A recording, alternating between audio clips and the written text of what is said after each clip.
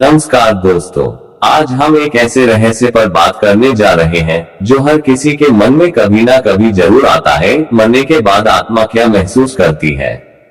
क्या वह अपने परिवार वालों को देख पाती है? क्या उसे दुख होता है या शांति मिलती है? आइए जानते हैं गरुड़ पुराण, अनुभवों और शास्त्रों के आधार पर मृत्यु के बाद आत्मा की पहली यात्रा कैसी होती है। मृत्यु का क्षण, जब किसी व्यक्ति की मृत्यु होती है तो शरीर यहीं रह जाता है, लेकिन आत्मा निकल जाती है। ये आत्मा उसी घर में, उसी शरीर के आसपास कुछ समय तक मौजूद रहती है। वो देखती है कि डॉक्टर ने हाथ छोड़ दिए हैं, नब्ज बंद हो चुकी है, सब कह रहे हैं अब ये नहीं रहा, लेकिन आत्मा चुपचाप देख रही होती है और सोच रही होती है, मैं तो हूं, मैं तो देख रहा हूं, फिर ये सब क्यों रो रहे हैं। परिजनों का दुख देखती आत्मा अपने घर को देखती है। बेटा फूट फूट कर रो रहा है, पत्नी बेहोश हो गई है, माँ कांपते हाथों से तस्वीर को सीने से लगाए बैठी है, पिता की आंखों में आंसू नहीं है, लेकिन वो भीतर से टूट चुके हैं।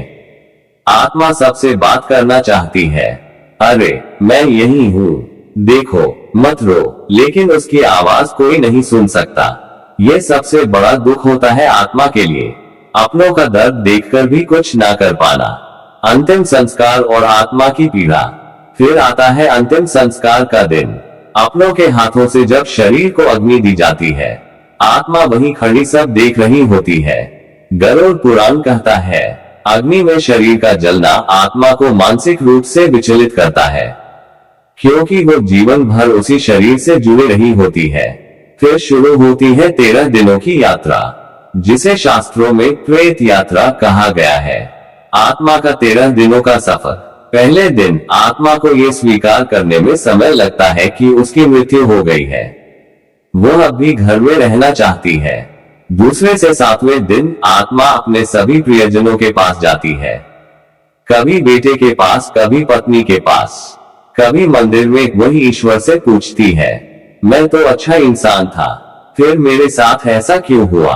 8वें से 10वें दिन उसे अपने कर्मों की झलक मिलने लगती है। वह समझती है कि मृत्यु कोई सजा नहीं, एक नई यात्रा की शुरुआत है। 11वें से 13वें दिन, यही वो दिन होते हैं जब आत्मा को यमदूत या पितृलोक के दूत लेने आते हैं। इन दिनों में पिंडदान और श्राद्ध की प्रक्रिया बहुत जरूरी होती है।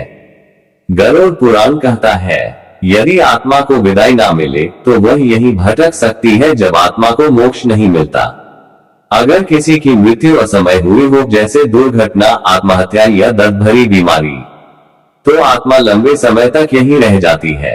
उसे लगता है मेरे बिना मेरा परिवार कैसे रहेगा। वो बार बार अपने बच्चों के सिर पर हाथ फेरना चाहती है, लेकिन उसकी कोई पकड़ नहीं होती। कुछ आत्माएं क्रोध, मोह या बदले की भावना से बंध जाती है और तब वे अशांत बन जाती हैं। आत्मा की मुक्ति के लिए क्या करे? इसीलिए शास्त्रों में कहा गया है, मृत्यु के बाद आत्मा की शांति के लिए प्रार्थना करे, रोज दीपक जलाए, गीता का पाठ करे, पितृपक्ष में तर्पण करे और सबसे जरूरी उस आत्मा को प्रेम और सम्मान दे। भगवान श्री हरि विष्णु के नाम का जाप करने से आत्मा को शांति मिलती है। ओम नमो भगवते वासुदेवाय का जाप करते रहिए। गरुड़ पुराण का संदेश। गरुड़ पुराण के अनुसार हर आत्मा को उसका कर्म लेकर नया शरीर मिलता है, लेकिन उस कर्म की गति में आपकी प्रार्थना बहुत असर डाल सकती है। जब कोई कहता है, मेरे पिताजी मेरे सपने में आए थे, तो समझिए कि आत्मा कुछ कहना चाहती है, उसे मोक्ष दिलाए, दुआ कीजिए। अंतिम संदेश, मृत्यु एक सच है, लेकिन आत्मा अमर है। जो चला गया वह आपको देख रहा है, आपकी हर मुस्कान, हर आंसू महसूस करता है। इसलिए अपने दिवंगत परिजनों को याद करें, लेकिन रोए नहीं, बल्कि उनके लिए शांति की कामना करें। अगर आप भी मानते हैं कि आत्मा अमर है, तो इस वीडियो को लाइक करें, शेयर करें